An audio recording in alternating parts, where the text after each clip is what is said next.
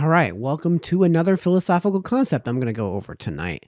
The new concept is a continuation of the previous concept, which was Russell's Teapot. So I'll put a link in this video's description to that video so you can get a better understanding of that concept, because I think you kind of need that background in order to get to our next topic, which is the dragon in my garage. This was a thought experiment posed by Carl Sagan, I believe in the 1950s. And the idea was, imagine that you have somebody who claims that they have a dragon in their garage. In fact, I'll do this with you. I tell you, there's a dragon in my garage. Now, I talked about with Russell's Teapot, when you have competing hypotheses, number one, according to Occam's razor, the hypothesis that makes the fewest assumptions is the one that should be tested and implemented. Implemented and tested. But with Russell's Teapot, we've seen how it is impossible to prove a negative claim. So the burden of proof falls on the person making the positive claim. So if I tell you there's a dragon in my garage, obviously the burden of proof is on me to prove that the dragon doesn't exist. We know this from Russell's Teapot.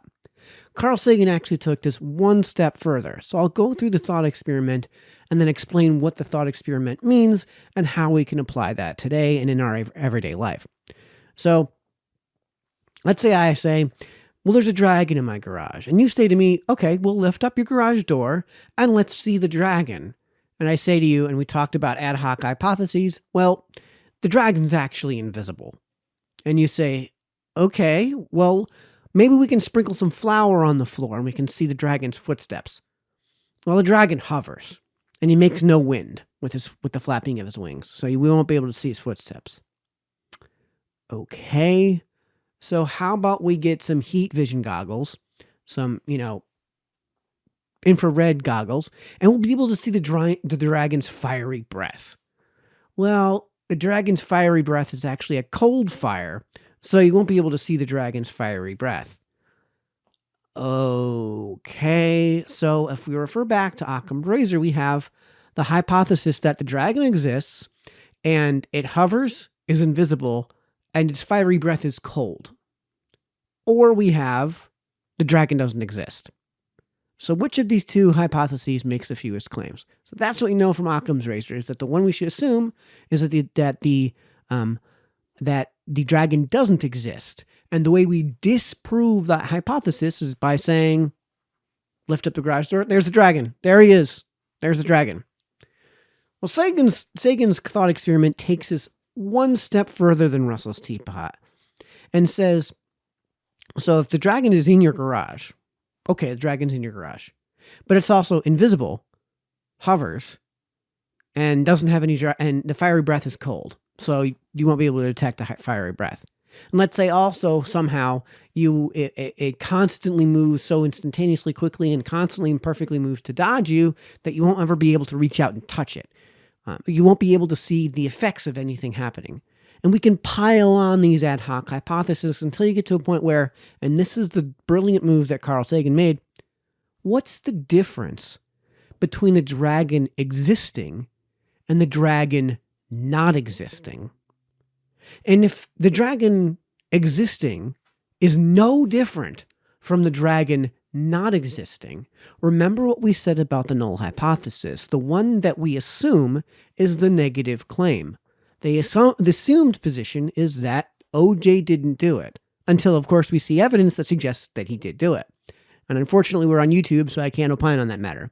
But in this case, what he's basically saying is, and it's kind of like the Turing test in a certain degree. We may get into that in another video.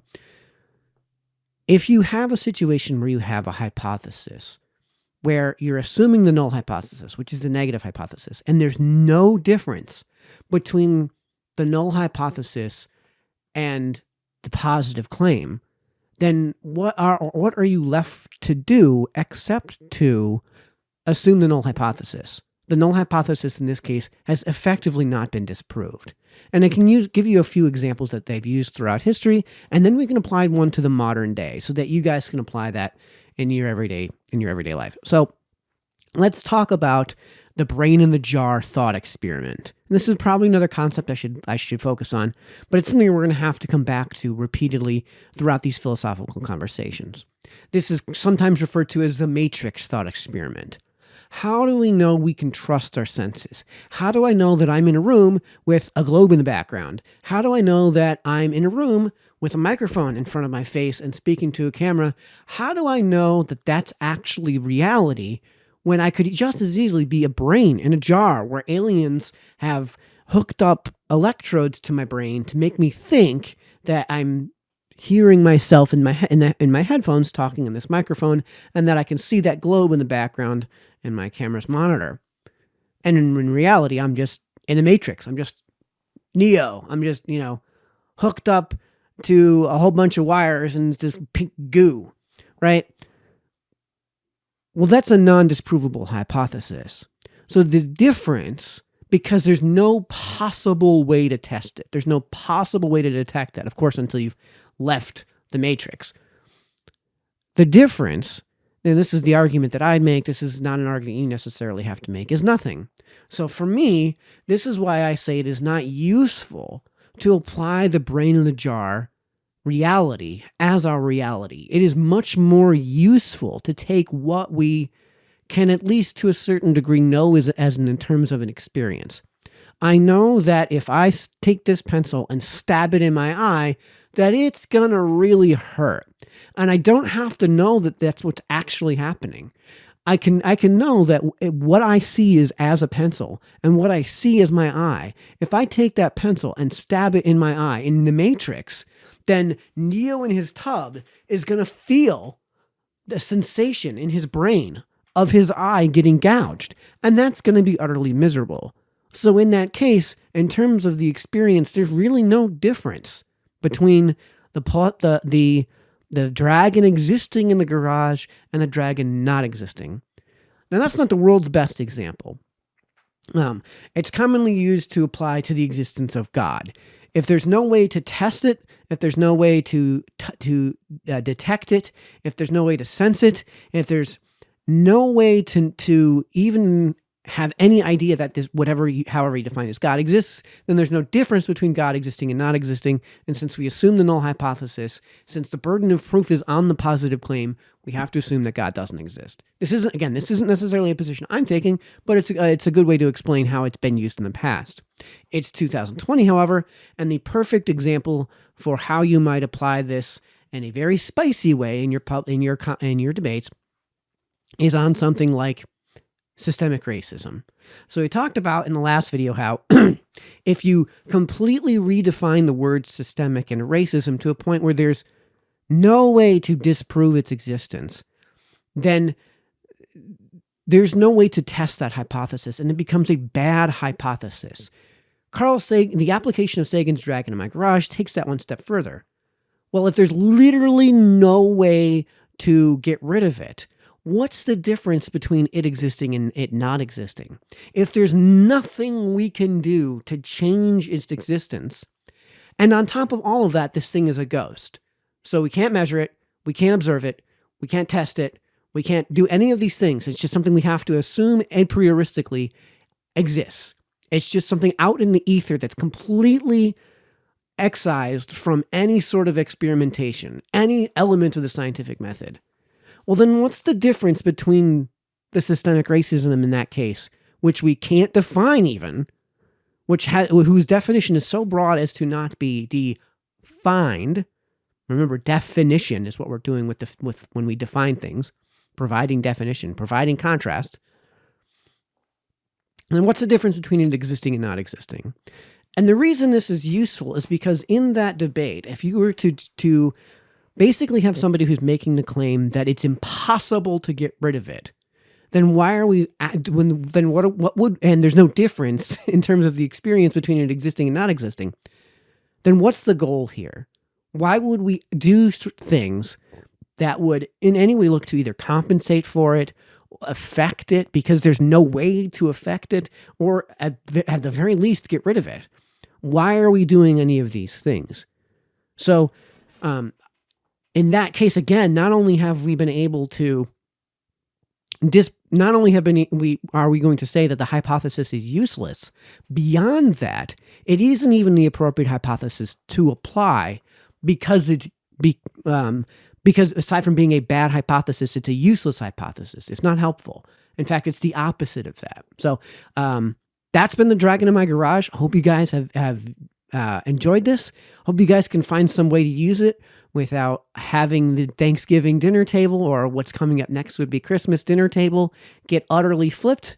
I'm not telling you to engage in any hostility, but these are concepts that I'm hoping you guys will find useful when you engage in debate. And the next topic is going to be, and I'll just say what it is, the principle of charity. And the reason that segues is because when it comes to debates, this is something that should be applied.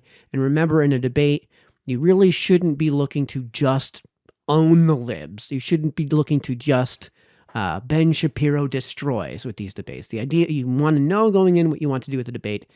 And what's really important when you use these concepts is how you go about that. And we'll talk about that more in the next video, which will be on the principle of charity.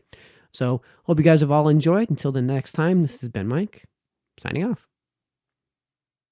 Michelle, on Jordan's point about how does he, in a sense, get an equal voice in this debate back if it is implied that his participation brings with it this baggage of white privilege that doesn't allow him to see clearly the issues that are before us. But that is to be complicit in the very problem itself terminologically. You're beginning at a point that's already productive and controversial. You're saying, how can he get his equality back? Who are you talking about? Jordan Peterson, trending #1 on Twitter? Jordan Peterson, with an international bestseller? I want him to tweet something out about me in my book. Jordan Peterson, right? This is what I'm saying to you. Why the rage, bruh? You're doing well, but you're a mean, mad white man, and you're going to get us right. And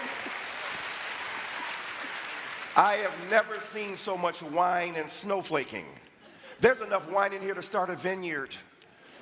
And what I'm saying to you empirically and precisely, when you ask the question about white privilege, the fact that you ask it in the way you did, dismissive, pseudoscientific, non-empirical, and without justification, the truth is that white privilege doesn't act according to quantifiable segments. It's about the degree to which we are willing as a society to grapple with the ideals of freedom, justice, and equality upon which it's based. Number two, what's interesting to me, you're talking about not having a collective identity. What do you call a nation? Are you Canadian? Are you Canadian by yourself? Are you an individual, or are you part of a group?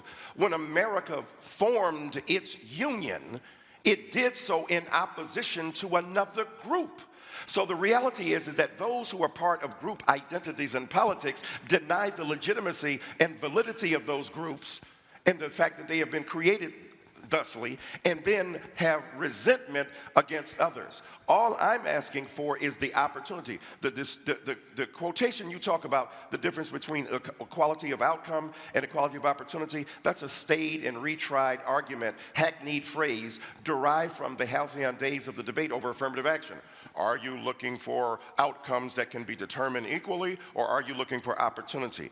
If you free a person after a whole long time of oppression and say now you are free to survive, if you have no skills, if you have no quantifiable means of existence, what you have done is liberated them into oppression. And all I'm suggesting to you, Lyndon Baines Johnson, one of our great presidents, said, if you start a man in a race 100 years behind, it is awfully difficult to catch up. So I don't think Jordan Peterson is suffering from anything except an exaggerated sense of entitlement and resentment, and his own privilege is invisible to him, and it's manifest with lethal intensity and ferocity right here on stage.